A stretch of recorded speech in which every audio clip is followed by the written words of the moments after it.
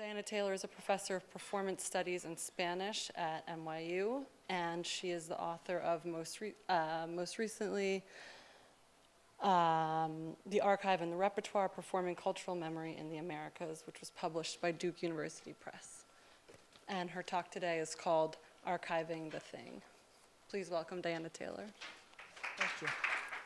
Archiving the Thing. It seems as if culture consists in deeply martyring matter and pushing it through a relentless gut. It's a consolation to think that not even excrement can be forced to leave the planet. This is Gioacchino Giambuzzi from a poem called Trash at Dawn. This epigraph suggests that matter, although martyred by constant change and transformation, resists disappearance. This tension between shape-shifting and durability goes to the crux of and even extends my thinking about archives and repertoires, about what circulates and what we presume remains, what we assume disappears from culture. Since the archon served as the place where official documents were filed and stored in ancient Greece, the archive has been synonymous with governmental order, literally cementing the mandate for preservation and access, although restricted, of certain materials.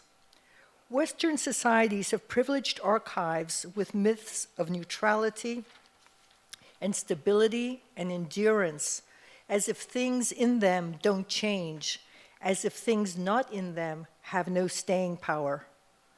Clearly, many subversive and anti-governmental materials have been preserved in archives. The archives of the Inquisition hold much of what we know about 17th century practices in Mexico, including the non-normative sexual practices listed as sins or perversions. But my point goes more to the observation posited in the opening epigraph. It's actually hard to get rid of things. Perhaps we could question the politics of visuality that disappears the ongoingness of practices, peoples, and things not destined for the archive. When we look around us at everything from teeming cities full of people to all the discards that refuse to evaporate from city dumps, we recognize that things do not, in fact, disappear. They exist in a constant state of transformation and againness. That observation might alter how we think of things. In a recent article entitled Save As, the Archive in the Age of Digital Technologies, I defined the archive as simultaneously an authorized place, the physical or digital site housing collections, a thing/object or collection of things, historical records, and unique or representative objects marked for inclusion, and a practice, the logic of selection, organization, access, and preservation over time that deems certain objects archivable. Place, object, practice function in a mutually sustaining way. The object is nameable, storable, and preservable, imbued with the power and authority, perhaps even aura, of both place and selection. We know the thing is important because it has been selected for preservation in the archive. It does not matter whether the object was meant to be saved. Carbon copies of letters and even daily newspapers or handouts at a protest march take on a special status in the archive. In turn, notions of historical accuracy, of authenticity, authorship, property, including copyright, specialized knowledge, expertise, cultural relevance, even truth, are underwritten by faith in the object found in the archive. This circular legitimating system again affirms the centrality of place. The archive comes to function, as Foucault noted, not simply as the place of enunciation, the place from which one speaks, but also and primarily the law of what can be said. Place, object, practice exist in a tightly bound connection in which each relies on the other for its authority. Each has a different logic and politics of making visible. In that essay, I use things and objects twice in conjunction, not as interchangeable, as I know they are not, but connected with a slash. Thingness, as in objects, first took me to the archive. Now thingness, as a practice, unexpectedly took me back to performance. In this case, Teatro da Vertigem's Bon Retiro. Bon Retiro, 958 meters, leads us on a walk through Sao Paulo's phantasmagoric world of things. Things in this performance revolve around fabric. Things such as dresses and fine cloth sold in shopping malls. Things such as the homeless people's blankets and torn wedding gowns. Things such as remnants of cloth and used clothing tossed in garbage cans and containers. Things in their devolving states of glory, comfort, disuse, and decomposition. Teatro da Vertigem, directed by Antonio Araújo, gradually introduces us into a deeply disorienting experience. We hold on by the proverbial thread that leads us through this examination of materiality, the thingness of cloth, its history, politics, the people that make it, and the people that it makes. After gathering at the Osvaldo de Andrade Cultural Center in the immigrant working-class neighborhood of Bom Retiro, spectators are handed a map with instructions to the meeting place. Turn left after leaving the building, cross Lubavitch Street, and go down 4 more blocks, and then turn left before arriving at our destination, 259 Professor Cesar Lombroso Street. The unknown, dark, eerie landscape already feels like part of the performance. I notice various pieces of fabric bursting out of the garbage bags, things left over from other things. Walking further, I detect something strange about the signs and streetlights. The buildings and street names tell us part of the history. Lubavitch signals the early Jewish immigration to this neighborhood, Sao Paulo's equivalent of New York's Lower East Side. Osvaldo de Andrade, the great Brazilian modernist poet and playwright of the early 20th century, argued in his Manifesto Antropófago, the Cannibal Manifesto, that cultures remain strong by eating and digesting others. He wrote, "Only cannibalism unites us, socially, economically, philosophically." Lombroso, a 19th century Italian-born criminologist and eugenicist, stated that criminality was passed down through generations and could be recognized through physiognomy. The locations themselves subtly reveal terrifying theories of transmission, cemented into the very geography of place and practice. Shop signs in Korean tell of the new waves of immigrants that mostly replace the now well-off Jews who moved to better residential areas. The ultra-Orthodox and Hasidic Jews stayed behind. Bolivians, working for the Koreans, are now the new lowest of the low.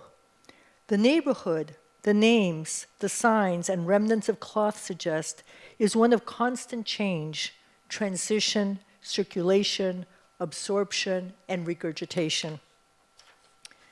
After everyone converges at our destination, a shuttered, indistinct shopping mall, workers delivering boxes of merchandise come crashing down the street. Bestias de cargo, or beasts of burden, the texts call them. Soon shoppers carrying large shopping bags join them, hammering the door to get in. They all line up and pause in front of a large metallic door that covers the shopping mall before pushing it open. That pause, a tableau vivant, captures the anticipation of the before and after, that all-powerful moment of exchange of goods in capitalism. Suddenly, gloriously, the light from the mall spills over us like daybreak. We have been inaugurated into the temple of things, the very belly of the monster. The next 2 hours, spectators experience the vertiginous pull and push of things.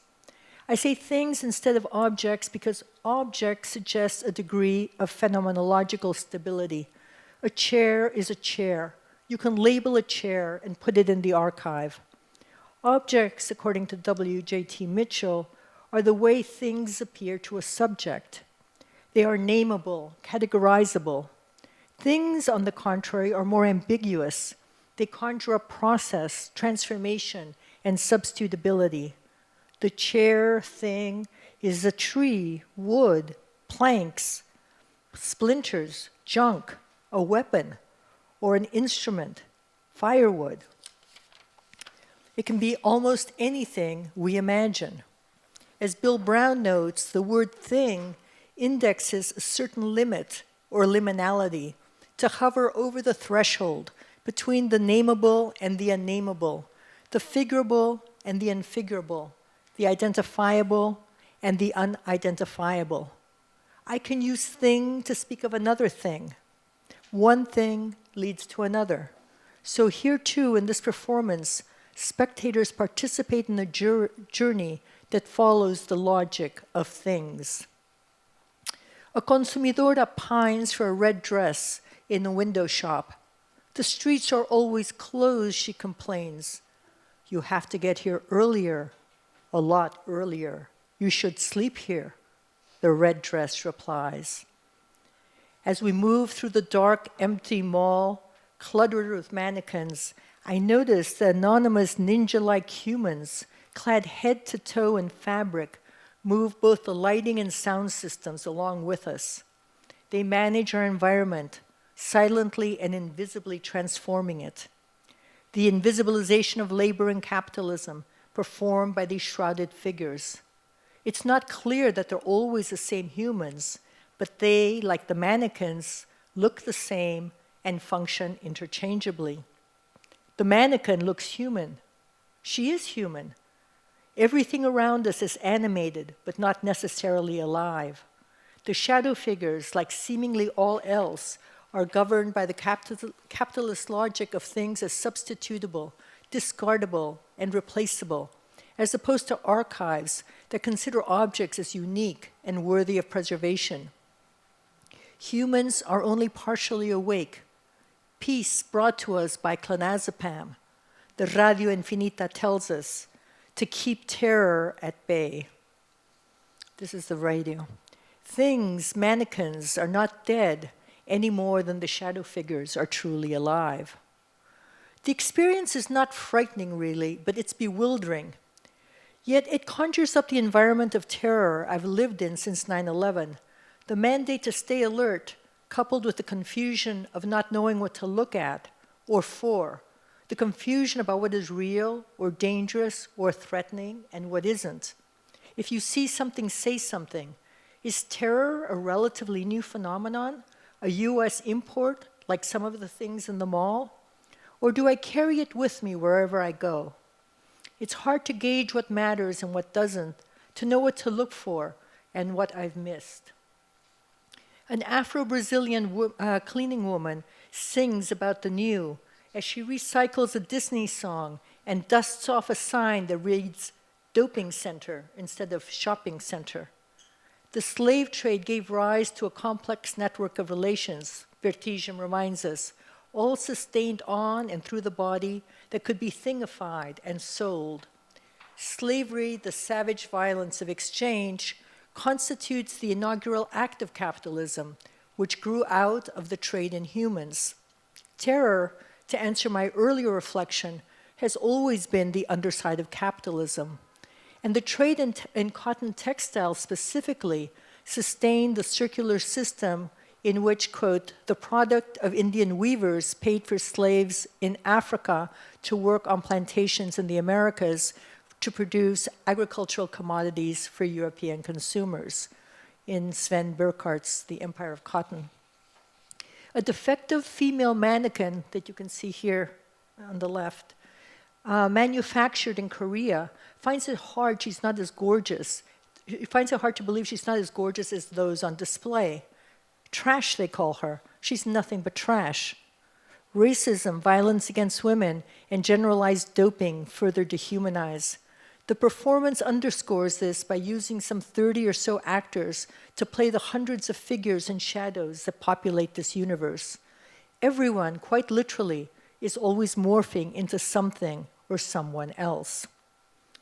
As things cannot be understood phenomenologically, there is no such thing as a thing, they need to be understood in context and practice. Is the piece of cloth a coveted shawl or a discard? This is not the theatricalizing of archivization in Derrida's words, but its opposite, the shape-shifting that exceeds the archive, but is not quite the repertorial live. We move through haunted spaces of circulation, an empty mall full of wants and longings. We spill out into the dark streets. Desire transports us to a space of imagined future being and having. Want steals our present. What gets preserved in this world is not the object, but the desire to own.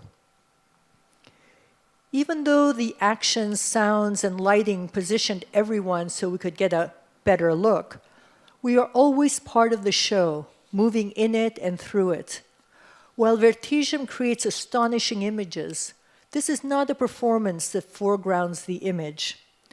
Rather, it's about an image-making society, a society of the spectacle, as the board writes, in which, quote, social relations among people is mediated by images, end quote. The breathtaking tableau capture the thing for a second, display it as in a light box so we can see it, then releases it again into the crash of circulation. We will never see it the same way again. At the end, after 2 totally engrossing hours of wandering through the mall, out into the Sao Paulo streets of Bom Retiro, and ending up in an abandoned, dilapidated theater, the audience is unceremoniously expelled as workers hose down the floors around our feet. We, like things, are put through the process of circulation and disgorged at the end of the performance. We've been pushed through the gut of the beast and ejected. Let's be polite and say we've been regurgitated. The sanitation crew cleans up behind us. On the street immediately in front of us, we see a large dumpster filled with the broken figures we've come to know throughout. These dismembered bodies do not comprise a corpus. The assemblage points to the differences between a dumpster of trash and an archive. A corpus is a well-defined, categorized body of work, each piece organized and understood in relation to the others. The trash pile is the site of human decomposition. There is no destination, no ending, just circulation, transmission, regurgitation. Even my theory of things and the archive, by the end of the evening, had been churned through the belly of the monster and come out different. Thank you.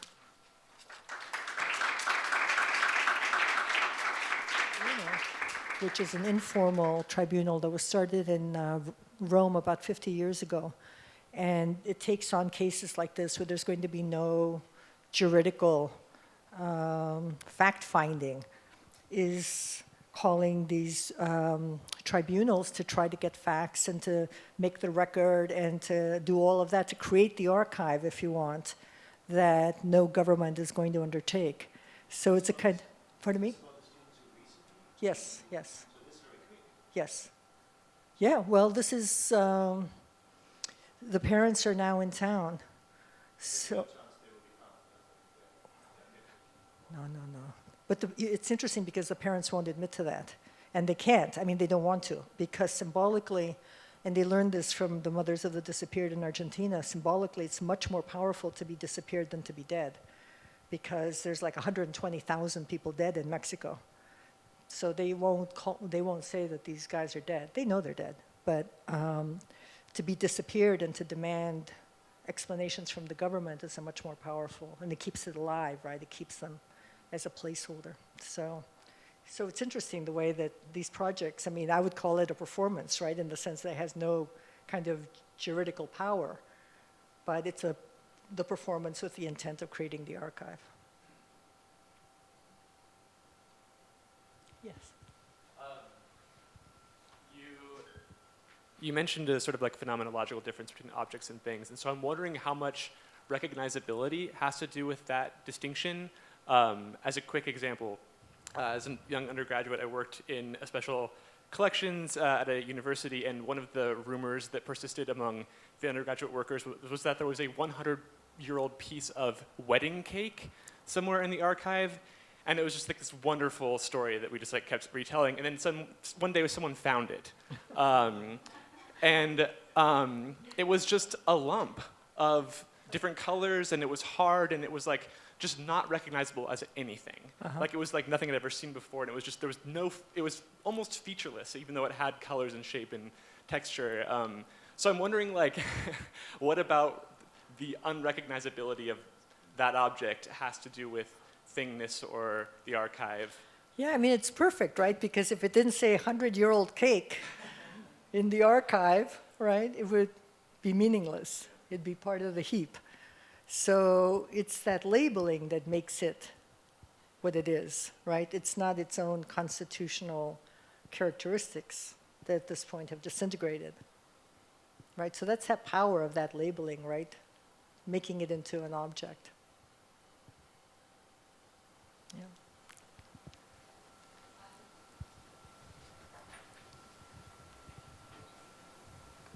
But I mean, so part of it is labeling, but part of it is, this is why I find so interesting this performance in the MOA, because it just really reminds me how archiving is really constructing temporality and just sort of establishing is what belongs to the past and what does not belong to the present. And with the mole, it's so interesting because I almost feel like that there's an authorial gesture of like, let's put it behind us, or like, let's like select it as being part of the past, or because. And then we can assign very different meanings to it as traces of the past or as things of the past. Mm-hmm. And so, like, similarly, I was thinking the 100 years old cake that, like, if, like we have to construct that, like, we have to archive it as a past object, and then it becomes that object we can analyze, or we can sort of look at it as a 100 years old cake. But if we're, like, if it's the object in the present, then what is it? Is it a thing or then? Right. And then I'm also wondering that does performing the archive try to contest the temporality of this like conventional temporality that it is in something that's in the past, or? Yeah, that's a great question. I would say that there's a couple of different answers to that, but one, for example. So I would say that the archive is also meant towards the future, right? It's not just towards the past, it's what are people going to be able to make of this in 100 years, right? We have this text, or we have this whatever, this record. But it's interesting because the gap between the now and then when the new now, if you want. So let's think about, for example, reperformance, which is a big term now in museums and performances. So the Marina Abramovic 2010 show, The Artist is Present, at MoMA had these re-performances. So they have people reenacting the same performance as if it was the 1970 performance. And I saw that as a very failed project because things had changed enormously in the 40 years between those two performances. And there was no reflection on what that change might have been or what it meant to be redoing that same performance again now. But then there's other cases, for example, where they have re-performances. There was one that was called the Fort Huron Project. And they took major speeches from the 1960s, like Martin Luther King and Cesar Chavez and I don't know if Angela Davis, maybe. I can't remember exactly whose speeches they took. And they had an actor do the same speech again in the same place. And hearing like Martin Luther King now, you notice, I mean, then what it calls attention to is what hasn't been able to happen in 40 years. If you want the dreams that people had back then that would be able to accomplish, and what happened, right? So what those two performances did is to call attention to the loss of perhaps a kind of a hope, or maybe a different kind of a hope. We don't hold that same hope. Who knows, right? Or the fact that we haven't done enough on migrant rights, as Cesar Chavez said back in 1940, and now I have to again boycott Driscoll raspberries because migrant workers are, being contaminated with pesticide. So it's like the same battle. So it makes those 40 years the issue of reflection rather than the form. And I think that that's really interesting, right? That it allows us to go back and say, oh yeah, I remember when we used to have those conversations, and where are we now? Does that kind of address your point? Yeah, it does. And it's just, like with this, no, it totally does. It's just, I find fascinating how this performance also tries to reflect on this period or some on a past that's so different for different generations here. And so, I don't think I have the answer, but it just made me really think about how differently different generations must process this performance. Right. And right. for some it is the archive, but for some it's almost like a forced temporality that's inserted there. Uh-huh. And yeah, no, I just really started to wonder about the clarity of the kind of reflection you were telling in relation to Martin Luther King, and what is the reflection there? Of this particular performance? Yes, but I should know a lot more. So, Well, this one's brand new. This is 2013, this performance. but it evokes a history. Oh, absolutely, absolutely. There's such a huge history that it brings with it, this one. Yep. Well, I'm afraid we have to leave it there. Sorry. Okay. Thank you so much. Thank you so much. I appreciate it.